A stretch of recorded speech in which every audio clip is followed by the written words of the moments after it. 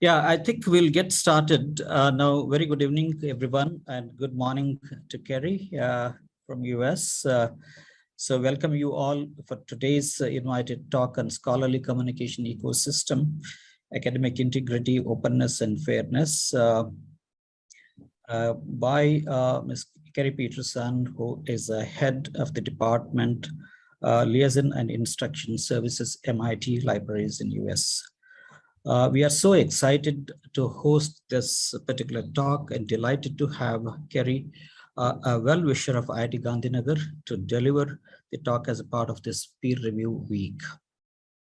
So we thank you all for joining us for this talk, and also thank our invited speaker, Karrie, for taking out her precious time to talk to us this evening. So this is a second talk we are organizing in association with Anveshan as a part of peer review week in this particular week. So our own faculty member, Professor Shanmunathan Raman, delivered the first talk that was in person on Monday, which was very well received. And as he shared his own experience of handling peer review work and tools that he used to handle the peer review work. Basically, as you all know, Peer Review Week is a community-led yearly global virtual event celebrating the essential role that the peer review plays in maintaining research quality. The event brings together individuals, institutions, and organizations committed to sharing the central message that is quality peer review in whatever shape or form it may take is critical to scholarly communication. So the major objective of holding virtual events like this all over the world is to emphasize the central role peer review plays in scholarly communication and showcase the work of editors and reviewers who are part of the scholarly communication and share the research and advances of best practices in the area of peer review and to highlight the latest peer review innovations and applications. This is a very fast growing area, and there's a lot of application that happens in terms of the technology and tools. So the peer review community started organizing the annual event since 2016 on a different themes relating to peer review. And this year's theme is research integrity, creating and supporting trust in research. Understanding that the peer review is an important step in scholarly communication and that there is a greater need for libraries like ours to create an awareness among the researchers. We at IIT Gandhinagar started organizing the talks by an experts since last year. Okay, so we are happy to have today's talk by none other than a great friend of and well-wisher of IIT Gandhinagar and Karrie Peterson from MIT Libraries.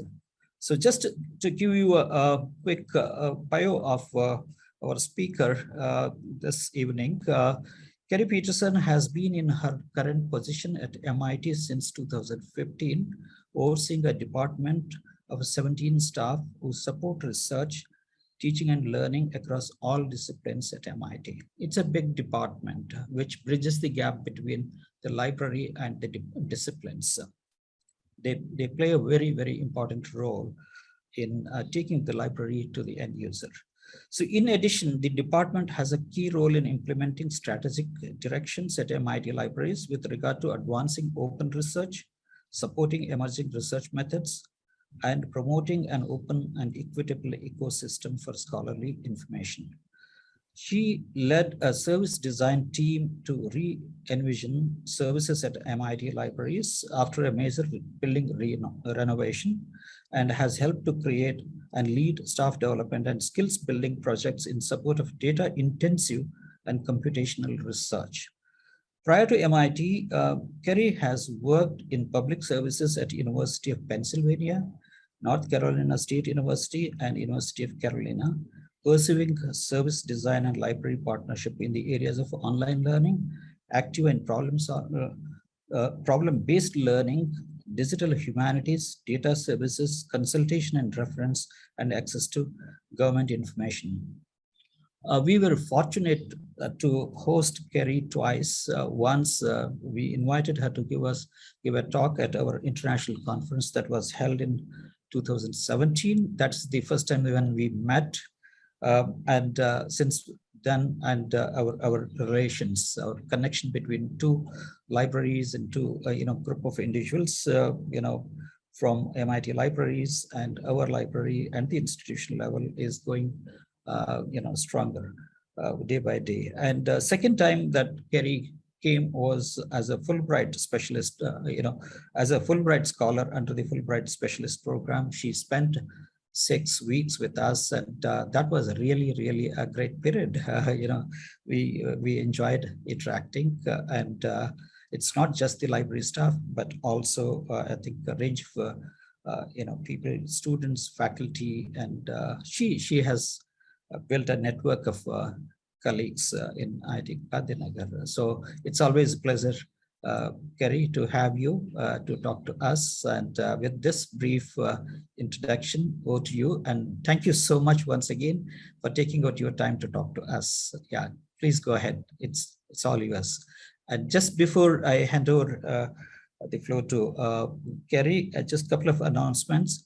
Karrie will take about 45 minutes or so to talk to us, and we will have the question answer session later after her talk is over. And please use the Q&A section to put in your questions, and also you can have the chat box, whatever other means are there to connect with us and her. So please feel free to make this entire session interactive and learning for all of us. With that, over to you, Karrie. Thank you so much once again. All right. Well, thank you so much for such a great introduction. I'm so excited to be here talking with all of you. For me, it's morning. For you, it's afternoon. But it's lovely to be here. And I'm thank you so much, Kumbar, for the wonderful introduction about the peer review activities that you do. I think that's so important, and it makes me feel that my talk will fit right in with your theme. So thanks to everybody who invited me. I'm going to jump right in because I'm so happy to have this conversation with you. So give me a minute while I share my screen.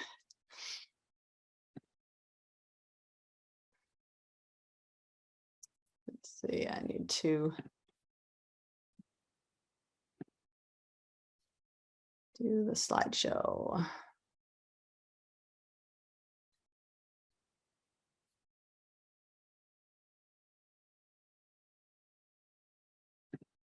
Is that right? No, that's not the right. Sorry. That was right, Karrie. We were able to. Okay? Yeah, you can go back.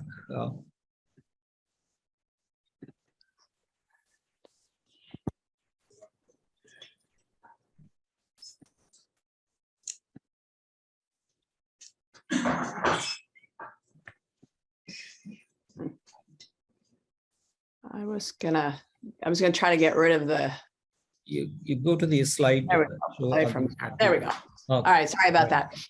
So, okay, so thank you again for inviting me. This is the talk that I want to talk about is about the scholarly communication ecosystem. And just to explain what I mean by that, I'm thinking much more broadly than just academic publishing, much more broadly than just journal publishing and academic monographs. The scholarly communication ecosystem involves every part of how we do scholarly communication, how we do research, how we share our research, how we stand on the shoulders of the people who came before us, how we advance human knowledge, and how we use that knowledge to address world problems. So we think of the scholarly communication ecosystem as something very important in our lives. And because of that, it's tremendously important to us that the scholarly communication ecosystem works well, that it works at an optimal level, that it delivers all the promises of human knowledge that we care about. And for a long time, one of the ways that we have worked together to optimize scholarly communication is through the rules of academic integrity. And I think most students will recognize the rules of academic integrity have to do with acknowledging your sources, citing other people, obeying copyright, and those kinds of things. So one of the ways that we have sought to make sure that scholarly communication works for everybody is through the rules and individual practices of people that we call academic integrity. Probably one of the main points that I want to make today is, in a big ecosystem, it's important. Our individual behaviors and practices are very important, but they're not enough. They're not sufficient to ensure that our scholarly communication ecosystem works as openly, as fairly, and with equity in the way that we demand and the way that we want. One of the things that was brought up in the introduction was that our scholarly communication ecosystem, like everything, is evolving. It's constantly evolving. Research methods change, digital technologies make other things possible. And because of that, we have to think critically about our practices in the scholarly communication ecosystem to make sure that as our practices evolve, we are also promoting openness, fairness, and equity. This is a really big part of MIT philosophy. It's really endemic to everything that MIT Libraries does. And so we're partners with other libraries that think about how to generate and promote more openness, fairness, and equity in the scholarly communication ecosystem. As I said earlier, we are all, as students, familiar with the rules of academic integrity as individual practices, things that you're taught as a student, as a researcher. You know, these are the rules of engagement for participating in scholarly communication. And those rules are important to follow. That's the first thing I want to say, is those rules are very important to follow. But the point I will make again and again, I think, throughout the talk, is that while individuals can be important, if we want the whole scholarly communication ecosystem to work well, we're going to have to do more systems thinking and go upstream beyond just individual behaviors to thinking about collective practices and infrastructure. That's what's going to really deliver to us the kind of scholarly communication ecosystem that we need. I'm going to take just a minute to do a side trip here. At the bottom of my slide, you'll see some letters and numbers. Those letters and numbers refer to references at the end of my talk, and I hope you'll have a chance to look at some of those articles and those texts that I drew from when I put this talk together. So again, when we talk about the scholarly communication ecosystem, we're talking about how we build up human knowledge.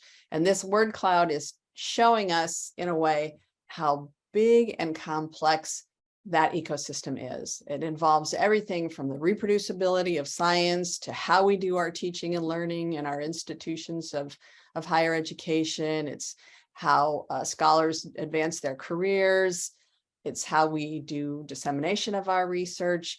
It's a very big and complex ecosystem that goes well beyond just how we get published in journals. And all of these areas are interdependent. And as we know from any ecosystem, all of these areas impact each other. So how we do our career advancement is connected to how we publish. It's connected to how we teach and how we learn. An ecosystem is very interdependent. And so now I want to make an analogy about the point I started with, which is, in a big ecosystem, individual and personal actions are important, but they're not sufficient to engender change at the ecosystem level. And the analogy I'll use is with another big ecosystem, and that's the ecosystem around climate change.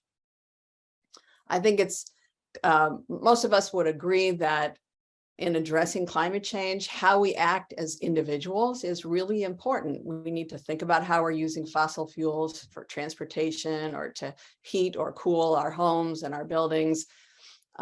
Think about what biodegradable or non-biodegradable items we're purchasing. But I think most of us would recognize that to successfully address climate change, individual and personal actions will not be enough, and that we've got to move to the ecosystem level, do systems thinking, and make changes at a deeper level in order to successfully address climate change.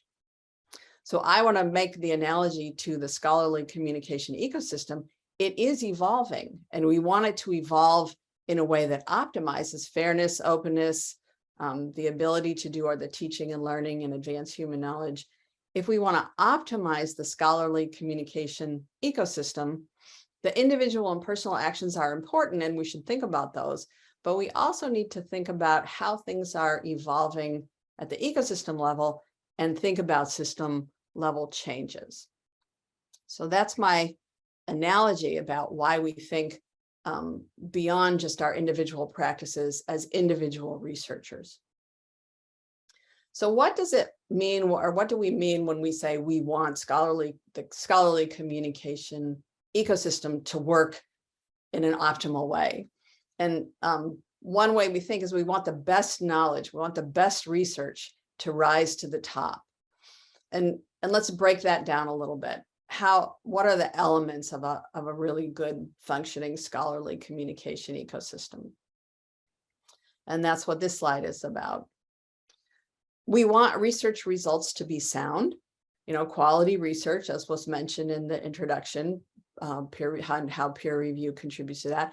We want research results to be sound, and we want them to be shared fairly. We want people to have access to truth and not disinformation. For a well-functioning scholarly communication ecosystem, we want the people who contributed to get credit. The ecosystem can't work if scholars and researchers can't make a living by contributing. We want research outputs to lead to good policy. We want policymakers to be able to rely on research that is transparent, that's well documented, that's reproducible, so that we're basing our policy on clear and good research outputs. We want higher education to work at an optimal level because we need to prepare future generations to work ethically and to advance human knowledge. So we want a scholarly communication ecosystem that allows us to do our teaching and learning without friction, without too many challenges. And of course, we want human knowledge to advance. So we want a scholarly communication ecosystem that is productive, that helps us advance. So that's what we mean when we say we want a well-functioning, that complex word cloud I showed you earlier. We want that to function well, and we want all those interdependent areas to work optimally with each other for these kind of outcomes. So again, just to repeat myself a little bit, the specific rules for academic integrity that we have put upon ourselves as researchers, as students, as scholars, the things about obeying copyright, about acknowledging the contributions of others, what we call the individual practices of academic integrity, those are a large part of how that ecosystem works. But my roadmap for the rest of the talk is that those individual practices cannot optimize everything in the scholarly communication ecosystem as it evolves, and that those evolving practices, new research methods, new digital technologies, as things evolve, it's going to require us to think together as librarians, as researchers, as scholars, as students, as the administrators, all the stakeholders in that ecosystem, to think together about what are the best practices and the best kinds of infrastructure that we can put together so that that communication system optimizes the kind of outcomes we mentioned in the previous slide. And that's going to require our collective critical thinking.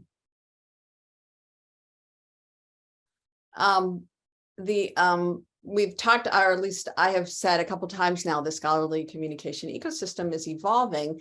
And some of the ways that we notice it's evolving is when we start to see problems, when we start to see challenges that we think, there's an area where right now our scholarly communication ecosystem is maybe not working as optimally as we want.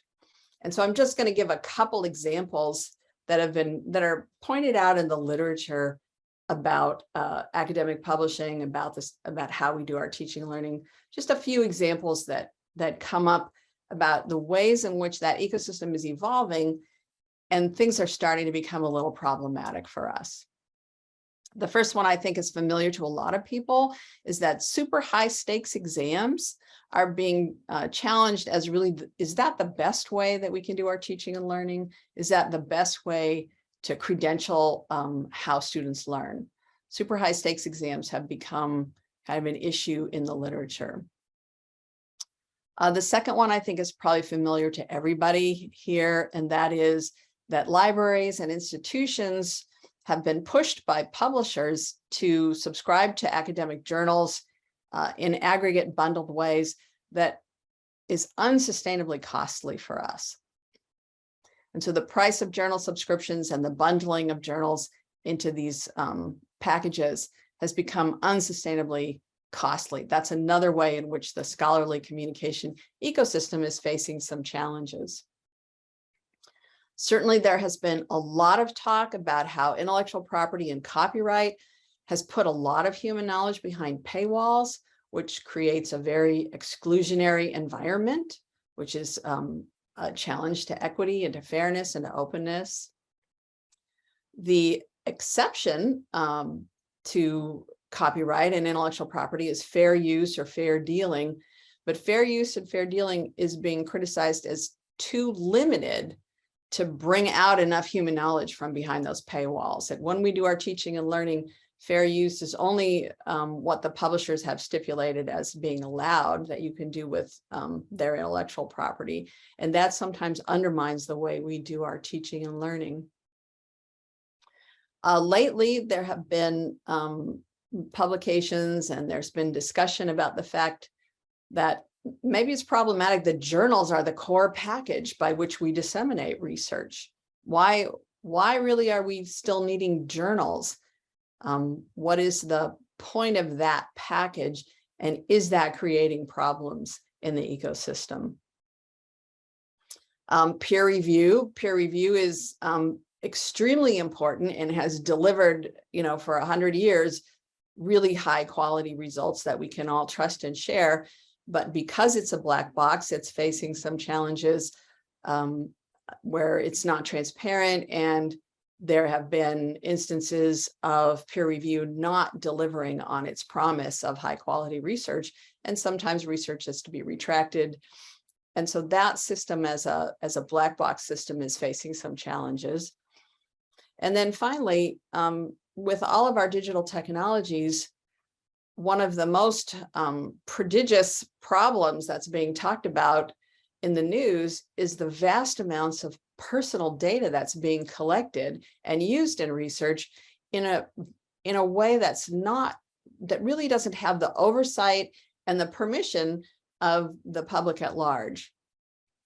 So these are all parts of the scholarly communication ecosystem that are becoming issues, that are becoming problematic, that people are talking about as the ecosystem not working in the most optimal, equitable, fair, and open way that we want. So I'm going to just focus in on 5 problematic areas around the scholarly communication ecosystem. And here are the 5 that I'll talk about in the rest of my talk. And what I hope to do is, first of all, show that that good work is being done. Yes, there are challenges here. These problems are really complex because it's an ecosystem and because everything affects everything else, but there's good work being done. And I hope that at the end of my talk, if you're not already kind of an activist or a championship of understanding the evolution of the scholarly communication ecosystem, that you'll be intrigued and start joining the discussion, because really it's librarians, it's researchers, it's administrators of institutions of higher learning. We're all stakeholders in the fact that this ecosystem works well. So, so for the rest of my talk, I'll be talking about some real world problems and some of the challenges and the issues that we're facing, and some of the good work that's being done. And the first one I'll start with is the ownership and control of data. Then I'll talk about the evolutionary nature of research, how we acknowledge the work of others, information as a commodity that can be bought, sold for profit, put behind a paywall, and then publishing practices in general. Okay, so the ownership and control of data is definitely something that's under discussion as we have digital technologies that allow us to collect vast amounts of data without the traditional rules of asking people for their permission to use their data. The traditional rules of academic integrity have always addressed research data. There's rules about human subjects, about having data management plans that document how you manage your data, how you do rigorous statistical analysis, how researchers are expected to reveal conflicts of interest. But the fact remains that our research ecosystem has changed so much that traditional rules around academic integrity do not address all the ethical choices that researchers will have to make. And I'm just going to give 3 examples there. The first one comes from a wonderful professor at Princeton who works in the area of artificial intelligence and machine learning. And he gives an example about facial recognition. And he starts by with the point that I've mentioned before, which is there is a vast amount of data that has been collected to create data sets for training and for machine learning models. A vast amount of data has been collected really without any oversight or people's permission. And that this creates some ethical problems for researchers. On the one hand, and I think most people are familiar with this, it's been documented how some of these training data sets and these models are built on highly biased data. And so when products are deployed in the real world based on these faulty data sets and models, it creates real harm for individuals. So that's a downstream effect of research. The other, if we flip the switch and we say, okay, and the professor says this, facial recognition is going to get better and better. So if we flip the switch and we say, you know, there are some unintended consequences if it works imperfectly, that can cause harm to people. But what about when it works perfectly?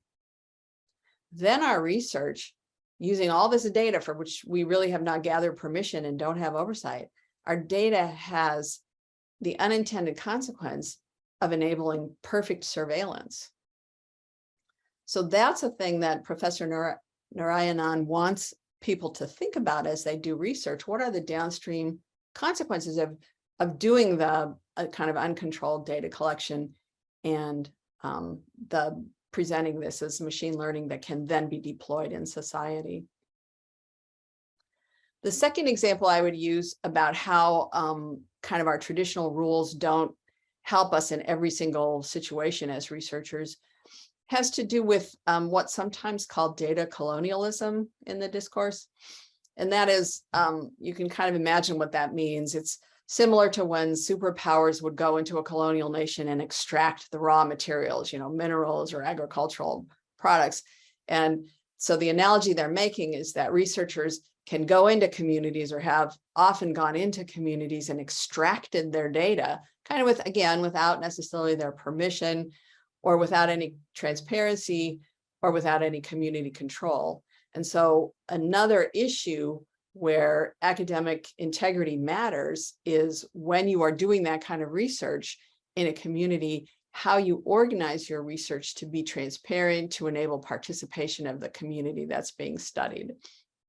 So there's a lot of discussion about this issue of data colonialism, and there are a lot of people contending what those best practices should be as our digital technologies enable us to do, you know, far greater data collection in everything from smart cities to these facial recognition systems. The last example I'll give for how traditional rules don't necessarily help us in every situation is we all know, we've come to understand that we all have unconscious bias, that everyone starts from a place of their own opinion and their own knowledge and experience. And so we have unconscious biases. And so many people are thinking about how do we audit our data sets, which we've collected with our biases. How do we audit our data sets and document the bias so that data sets, when we share them, can be used responsibly? So these are all some issues that are coming up because of the evolution of our scholarly communication and because of the evolution of the way we do research, that are necessarily traditional rules of academic integrity can't address all these problems. But the hope of professors like Narayanan are that researchers will think about and will really vet their research by thinking critically about these kinds of choices. Okay, the next kind of real world area that I wanted to talk about has to do with the evolutionary nature of research. And to explain what I mean by that, I'm going to actually quote an alum of IIT Gandhinagar, who's now at Drexel. He's a materials science PhD candidate. And he told me not too long ago that he says, everything I do in material science is a little bit wrong. In other words, other people will come after me, they'll have better instrumentation, they'll have refined methods, research methods, and they'll improve on what I've done. And that's what I mean by the evolutionary nature of research, is that it does change and we do advance human knowledge over time. And in our traditional scholarly communication ecosystem, what that has produced is kind of a race to publish first. You know, priority in the publishing system, priority is given to people who are working in an area and who have the first results. And that leads to other kinds of practices around scooping, being scooped, seeing correction as failure as opposed to advancing human knowledge. So this is an area where some of the traditional thinking about the evolutionary nature of research is really being contested, is really being challenged. How do we think about the fact that knowledge constantly advances and we know more? In the critical choices at the bottom of my slide, there's two examples I want to give. The first one is with COVID and the pandemic. And that really forced researchers to think differently and to think critically about when we share our results proactively. It was important globally for us to understand the disease, to understand the mutations of the disease, to think about the best treatments, to come up with vaccines that could address the pandemic. And so rather than holding back until you had totally vetted every bit of your research, many people were beginning to share proactively. But how do we do that in a safe way? How do we document that maybe our research is not final, that it's a little bit of a work in practice? You know, how do we caution people about the use of kind of preliminary research when we're trying to work fast on a really important problem? So there were a lot of critical choices and questions that had to be made by many, many research teams about how and when they should share their data and their research results. On the other hand, there's plenty of examples now of maybe there are times when our existing system that says you're ready to publish is actually, we should be thinking critically about holding back and waiting and vetting our research with more stakeholders. And the example I would give there has, again, to do with machine learning. There's been some pretty well-known incidences of very prestigious places like Stanford putting out machine learning training data sets and models that are being used by other people to benchmark their own algorithms, later having to retract those data sets and models. So there's been some very famous retractions in the field of machine learning. So maybe, and the real world problem there is that, of course, before those data sets were retracted, many, many other people were using them and were benchmarking their own algorithms against that later retracted model and data set. And actually, products have been deployed in the real world as a result of the sharing of that research, which was later retracted. So there are times, especially when the impact is high, that researchers need to think, I want to vet my research, I want to vet my results with many, many more stakeholders before I publish because of the possible downstream harms there. So again, these are some challenges to the way we've traditionally thought of scholarly communication and sharing results that are more problematized. They require us to think critically about what we're doing in ways that probably require us to work together and develop some new practices, some new best practices. I think for all of us, acknowledging the important work of others has been a very key element of the scholarly communication ecosystem. We have been taught from an early age about citation practices. We've all seen the acknowledgements at the beginning of monographs, at the beginning of books that acknowledge other people who contributed to the work. All researchers and scholars do literature reviews that give credit to other people working in their field. But again, the times, how we do research and our digital technologies are changing what we need to think about as best practices. One of the first questions that comes up when you're sharing research in a publication is who's an author? There's team science now. In many cases, there is research that might have 15, 20, or 50 contributors. Would those be considered authors? And if so, how do we organize multiple authors when we're submitting for publication? In some disciplines, it's alphabetical. In other disciplines, they're tending towards, who made the, ranking it by level of contribution. So that's a little bit of an unsettled area where we're still trying to figure out the best way, given how we do research now, to acknowledge the important work of other people. And very, very frequently now, even instead of using the word author, we're using the word contributor, because there are so many people who are contributing to research who would not necessarily consider themselves authors. There's a lot of work being done in this area about what best practices should look like. The one I'll mention here is this contributor roles taxonomy credit, which is really basically kind of a checklist. So if you have done a research project and you're ready to submit for publication, you can use this contributor roles taxonomy to kind of remember everybody who contributed to your research so that you're fairly acknowledging the work of everyone who helped with the results. And again, we think about contributions in a pretty broad way now. It's who contributed code, who helped collect the data or manage the data, and who helped to refine the methods and materials, who might not necessarily be think of themselves as authors, but who definitely contributed to the research results and should probably get acknowledged in some way. And so people are trying to come up with ways to cite code, to acknowledge these other kinds of contributors. So lots of good work is being done. It's important for researchers to participate in those kind of conversations because they're the ones who do the research and really have the inside information about who should be acknowledged as contributing to the results. Another issue that's really prominent and really getting a lot of challenges and has been getting challenges in the whole 20 years I've been a librarian is the idea of information as a commodity. Human knowledge is something that is bought and sold for a profit that can be put behind a paywall.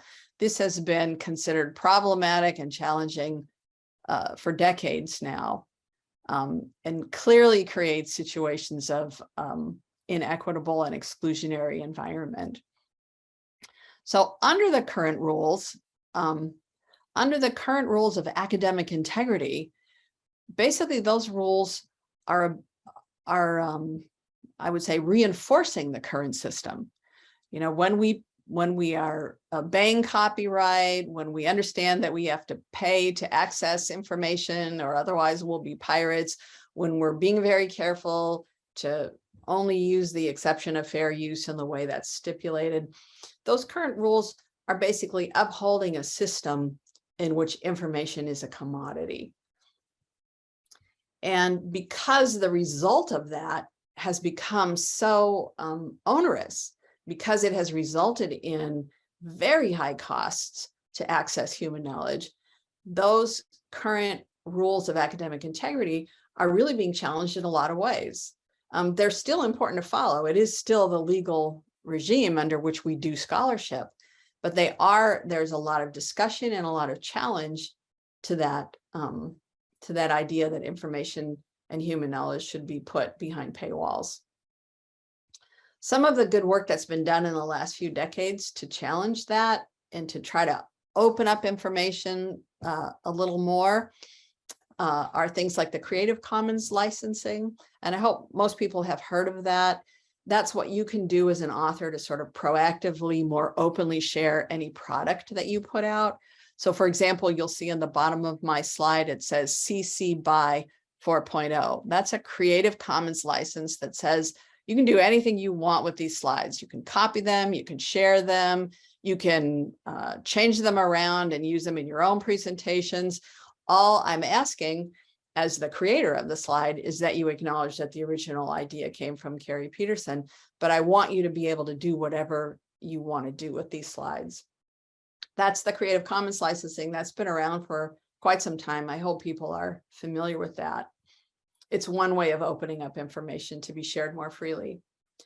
Another thing that's happening is institutions are making policy around having their researchers retain copyright. So MIT and Harvard both do this.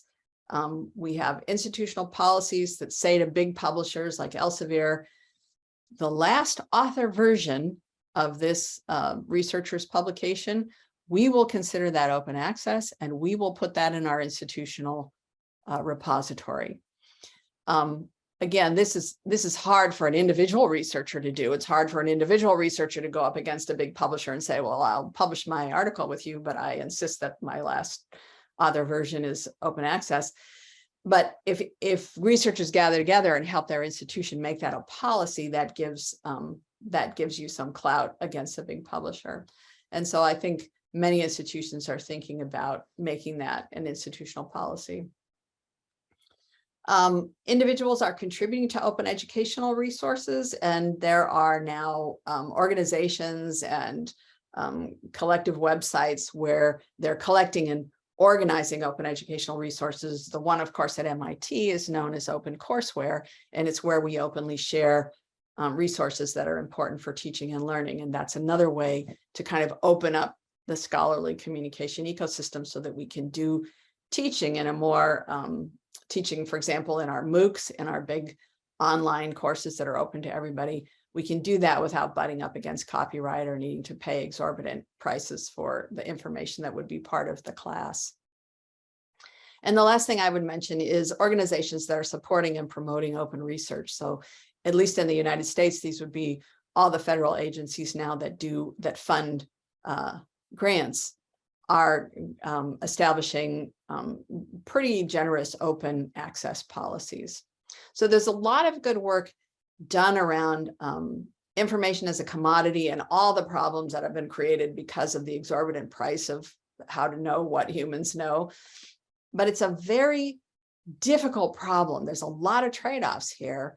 And one of the issues there is that with that digital information, which is how we store human knowledge now, digital information is fragile and it's expensive to preserve. If we have print or paper journals and books, we can put them on a shelf, and under the right conditions, they could last 1,000 years. But digital information is far more fragile and it's expensive. And that's what makes this such a difficult problem, because while we want information to be more accessible, more open, more freely available, there also has to be a sustainable business model so that we're preserving human knowledge into the future. So while we're doing some good work, again, this is a place where the discussion and the answers, we've yet to find them. And the last kind of real world problem area that I want to talk about is in publishing practices. So publishing practices have changed over the time that I've been a librarian. You know, print journals were pretty much the standard when I started. Now, almost everything has become digital. So publishing practices have evolved a lot.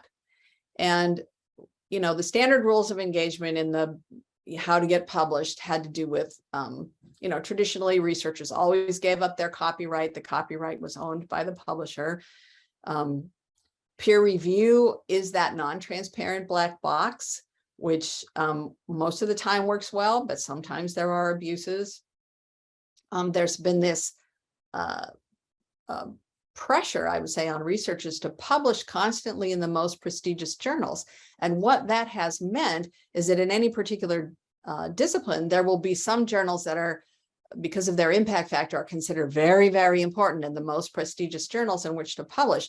And what happens in that dynamic is that those most prestigious journals are the ones that become the most costly. The subscription prices go through the roof, and it becomes very difficult for many institutions to afford the subscription to the most important journals in their field. And then, traditionally it was priority is given to who gets the results first. So the idea that you want to do your research fast so that you can be first has led to some of the things that we've seen in science and other forms of research where research had to be retracted. It hadn't been fully vetted and carefully vetted, and it had to be retracted. So there are publishing practices now that are coming under question because of some of the consequences.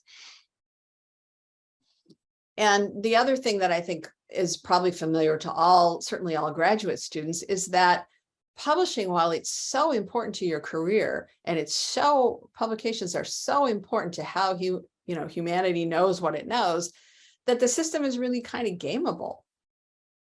And I think most graduate students and early career researchers are pretty familiar with that, the fact that there are some people who balloon their citations or balloon the citations of other people.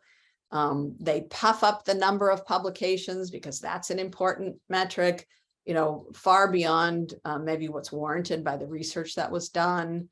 And then I think most graduate students are talked to, at least by librarians, about the danger of just trying to get published anywhere, of predatory journals, of vanity publications, fake conferences, all of which exist, rather cynically to make money. They certainly don't exist to advance human knowledge. And none of this, gaming of the system, builds trust in science. So it's an area where the scholarly communication ecosystem is getting some challenges, because we don't want a system that can be gamed in that way. And if we want to address that, we have to think about, well, what is driving people, or what's pressuring people into that kind of gaming? And the fact is, there's real needs out there in that ecosystem. There are real needs that sometimes create these unintended consequences. So institutions and funders who give out grants, they have a need for metrics. They need to be able to look at researchers and say, is this a team that does quality research? Do they have publications? Do they have citations? If we're going to give them money, are there some metrics that tell us that these are reliable researchers? So institutions that want to know that their researchers are productive, and funders who want to give money, they need some kind of metrics. And that's where they have used publications or citations, or that's where publications and citations, they're kind of a proxy for quality research and contributions to human knowledge. So we're using a proxy metric that's getting a little bit problematic.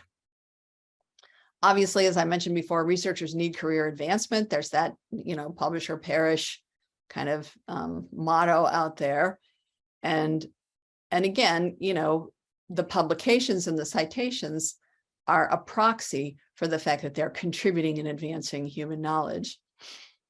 In the current system, the publishers are very happy to get the free labor of unpaid peer reviewers, and they're fairly happy to keep that essentially a black box, although there's lots of challenges to that, and publishers are establishing some different practices in peer review.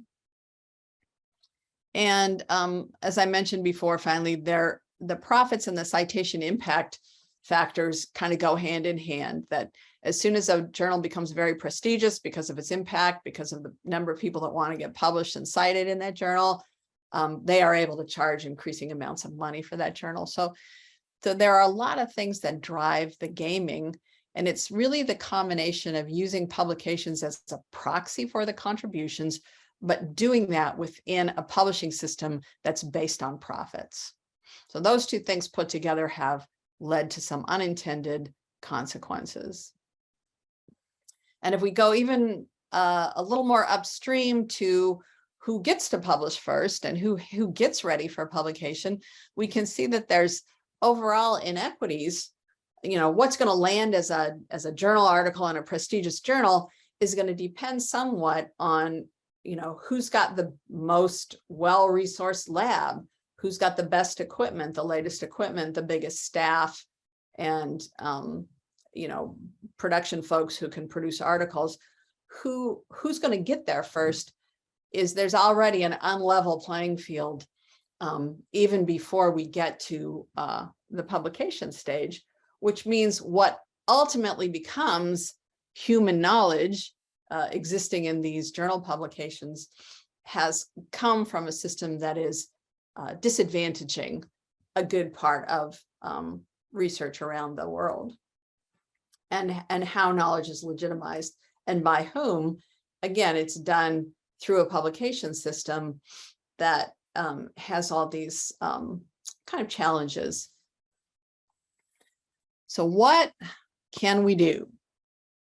The thing I started with saying is that individual practices are not going to solve all the problems that we're going to see, that we have to do systems thinking about what academic integrity and what will make for a good scholarly communication ecosystem today. And the good news is there are many national and international organizations that are promoting and developing open research policies to push the scholarly communication ecosystem towards more fairness, towards more equity. And they're working in ways to remove that kind of misalignment of sharing human knowledge with a profit system. And that's certainly true in the United States, and there's organizations in Europe doing the same. I'm less familiar with other parts of the world, but these are really wonderful developments that are systemic enough to create real change. A second area where there's a lot of systems thinking being done is around value-based ways of thinking about who is making the contribution in advancing human knowledge. So how we do that in a values-based way, rather than just using publications as the proxy for who's really making the important contributions, we can think about other kinds of measurement. And the organization that I mentioned on this slide is thinking about how say in the tenure process, could we reward researchers who are doing socially responsible research, who are working with communities in a transparent and participatory way, who are mentoring other researchers. How could we give credit to researchers whose personal practices are aligned with our values and are creating positive change in the scholarly communication ecosystem? A different way of measuring contribution and productivity than just using publications as a proxy. And then finally, I would say there are far more well-informed champions and activists in the scholarly communication system, including researchers. There are people working in data sharing. There are people working in these values-based metrics systems, alt metrics. There are people working in open access. So there are well-informed researchers and stakeholders throughout the scholarly communication ecosystem that are working on pieces of the problem.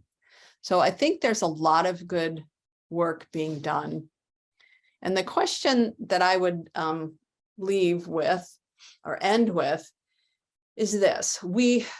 To go back to the beginning of my talk, we want a scholarly communication ecosystem that works at an optimal level, that's fair, that's open, that's equitable, that allows us to do our teaching and learning in the best possible way, to give everyone equal opportunity to contribute and advance human knowledge.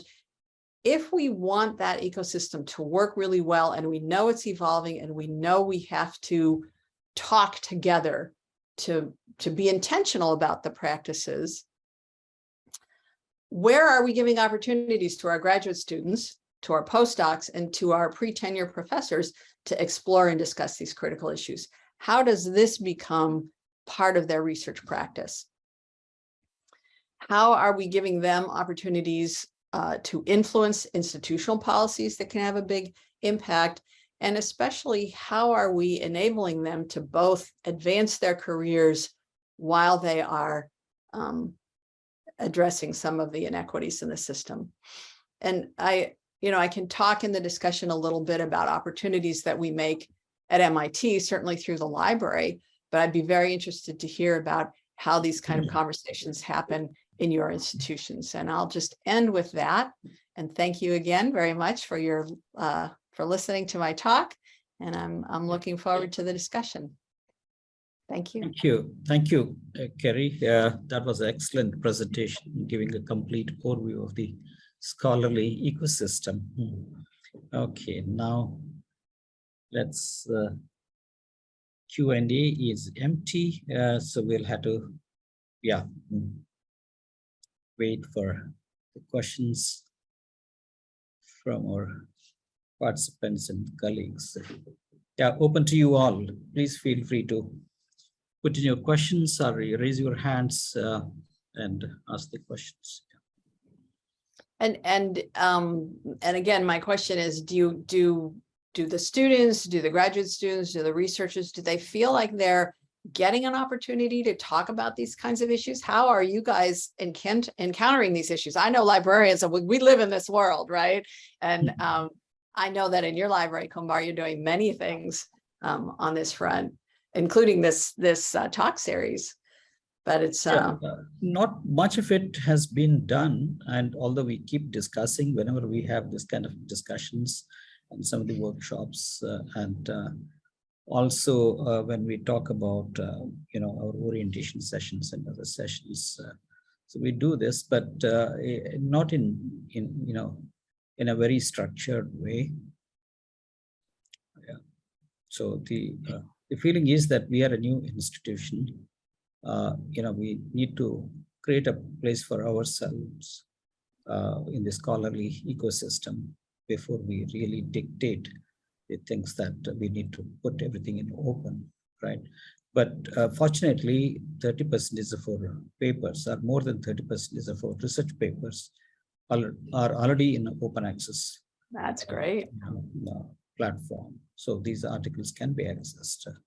So yeah, so that's and it is increasing. So we have a question there. I think let's take that. This is from Prasanna. So should I read it out or? I'm having a look at it right now, right? The credit system, right? So that was how you acknowledge the work of others, that kind of checklist that says, think about all the people who contributed to their research. And it seemed like a pretty good idea. And the math professor in the USA answered, it's too much work. And in some ways, I tend to agree with that professor. And again, this is what happens when you're trying to make changes in an ecosystem that already works a certain way. Not every publisher is going to care or take you up on the fact that you've listed all these these people who have contributed to your research in all these different ways. And the publishers are going to look at that and say, yeah, well, in our system, we're really only going to name these types of people as contributors. So I'm agreeing with the person who raised the comment that is the response you will get. My personal feeling is that doesn't mean we should stop trying. Many of you will know that MIT is working very hard to get a different kind of contract with Elsevier because we want to see different behavior in the publishers, and they're not going to necessarily agree in the first elements of the discussion because it's difficult for them in the same way that we have to change our practices and it's too much work for us. They have to change their practices, which might cost them money, might require them to do extra work. So changing an ecosystem where everybody is interdependent really requires a lot of persistence. And I'm sympathetic to the professors and the researchers that say, this is really beyond me right now, to do open science or to carefully document my research in a way that allows it to be completely interoperable computationally with other data sets. It's a lot. There's a lot of burden right now put on researchers for that.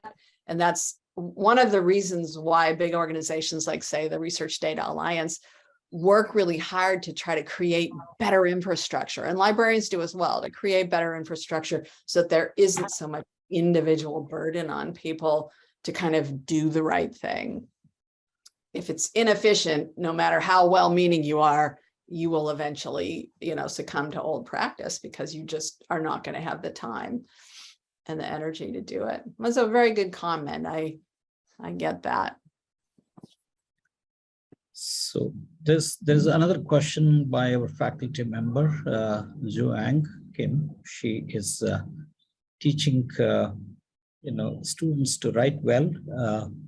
She's part of the writing studio, and once again, a great supporter of the library and whatever we do.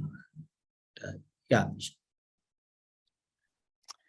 That's great. And I guess I would say this was one of my earlier talks at IIT Gandhinagar, was about open access and how I feel that open access is, we're going to get that door open a little bit, but we are really struggling with a business model. We are really struggling with how do we actually pay for open access?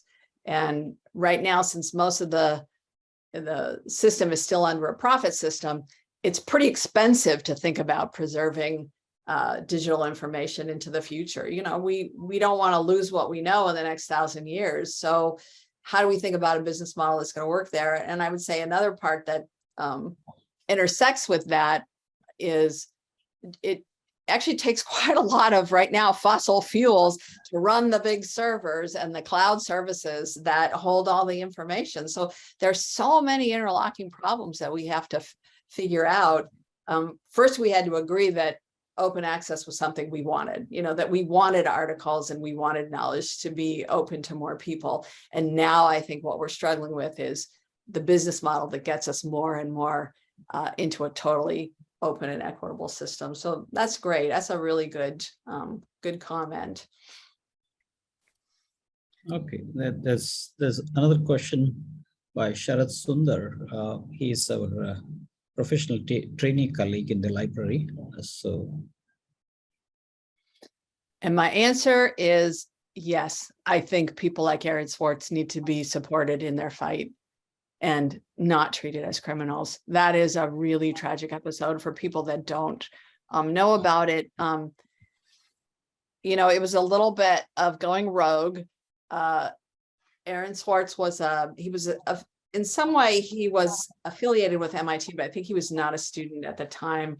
And he was working to just find a technological solution so that all these articles that were behind paywalls could be made freely available. So he was kind of skirting the legal regime in order to just find a technological solution and free up all this human knowledge.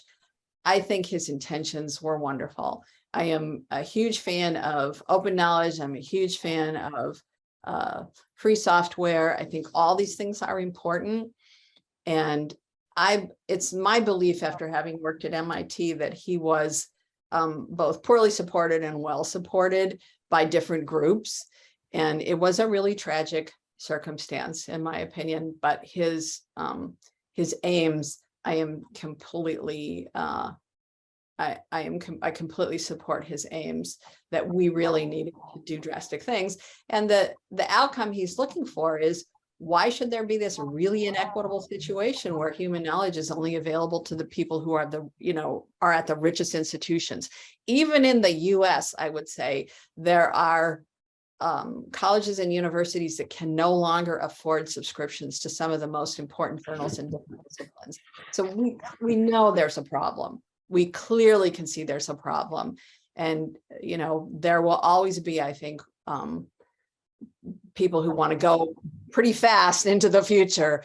And then, it's been years since that happened, where the discussion has become much more pointed, and it's become much more apparent to many more people that big changes need to be made. So thank you for that comment. I really appreciate it. Right. Apeksha, you have a question. Would you like to unmute and ask? Yes, sir. Hello, Please ma'am. go ahead. It was a great session and it's great to see you again. So I met you last time when you were on campus. Yes, I remember. Yeah, thank you so much. So, ma'am, you mentioned something along the lines that a significant number of decent publications nowadays come from labs and researchers who are, sort of better equipped and to some extent are more privileged, which makes the global knowledge and information available to us sort of biased, as it is not representing a variety of voices that may be worth listening to. So what could be some suggestions from you regarding how we can cross this bridge in terms of having access to diverse voices in research, or even in terms of contributing our voices? That's a really great question.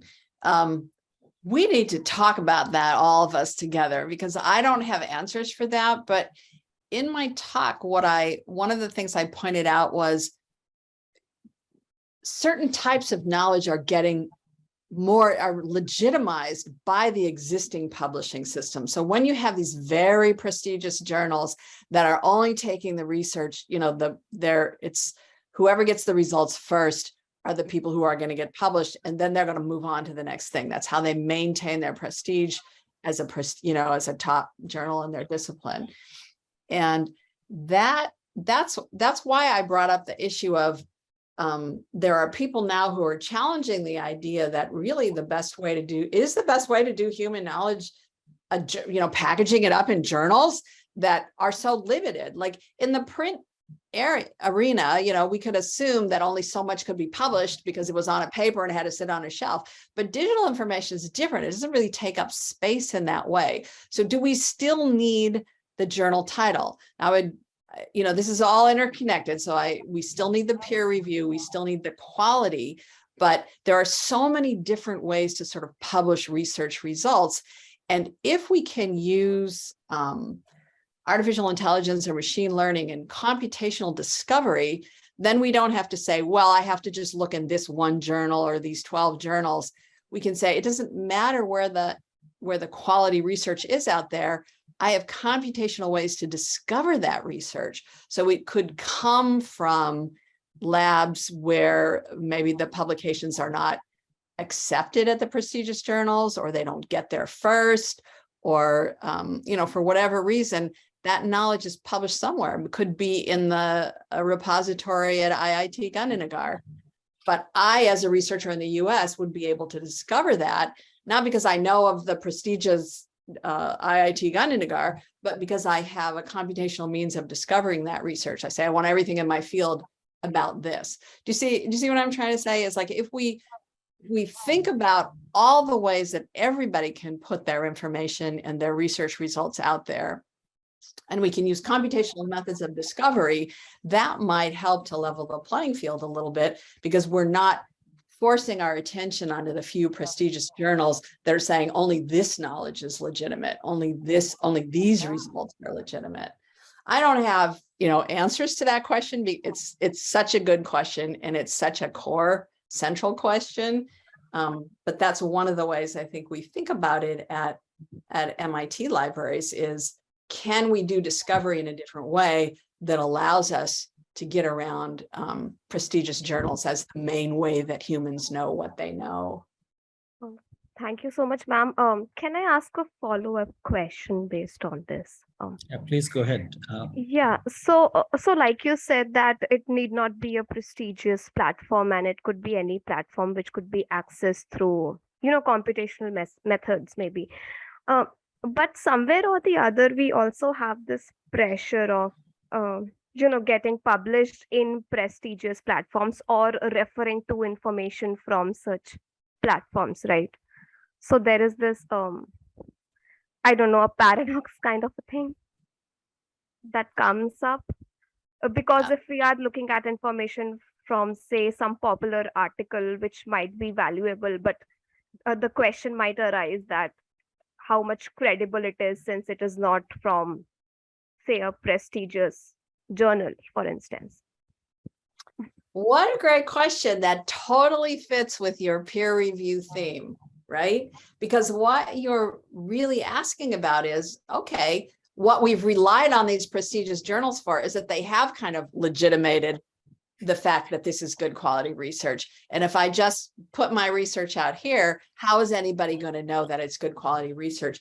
And that kind of brings us, again, all these things are interconnected. That kind of brings us to how might we do peer review really, really differently than kind of a black box that's organized and owned by the publishers? How might we do peer review where people, maybe we should give career credit to the people who do the work of peer review, because to do peer review is actually quite difficult. It's actually requires a lot of expertise, a lot of knowledge.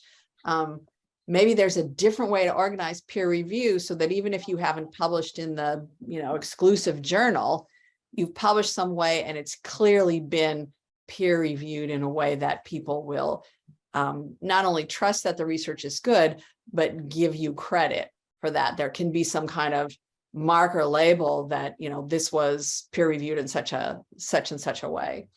So all these things are interconnected, and that's why we need to have these discussions, because we have to explore new and different ways of doing things to lead to better outcomes. I love your question. I think it totally fits with the theme of this this whole series. Thank you so much, ma'am. Thanks a lot. Okay, I think, yeah, no more questions. Yeah, we're already, Over time. Over time. Yeah. So we are okay with the time, but probably you may have to start your working day. I have to go to work. So go to Rajdeep to express our sincere thanks. Yeah. Thank you very much, ma'am, for this wonderful and insightful session. It was really, you really spread quite a bit of knowledge on how this ecosystem works and what are the real limitations of this system. You also emphasized not just as an individual, but we have to think collectively to address some of the key issues in the existing system, such as ownership of data, evolutionary nature of research, acknowledgement system, and also publishing good publishing practices. So with all this, I would really like to thank once again to ma'am, to library team, especially to Kumar sir, for bringing such a insightful session to bring more awareness about the ecosystem. And thank you everyone for joining us. I know it's a mid-semester exam week, so still you took time out of your schedule. So thank you everyone for joining us, and thank you very much, ma'am, for taking time out of your busy schedule. That too in a very early morning hour. I enjoyed this so much, and I must say these are the best questions and comments that I've ever gotten. This has really been wonderful for me. Thank you for inviting me. I've really enjoyed this. So thank you, Karrie. Thank you so much. Yeah, thank you, Rajdeep. Thank you, ma'am. Thank you all for participating in this particular session. And so we look forward to your active participation whenever we have next sessions. Thank you so much. Bye. Bye.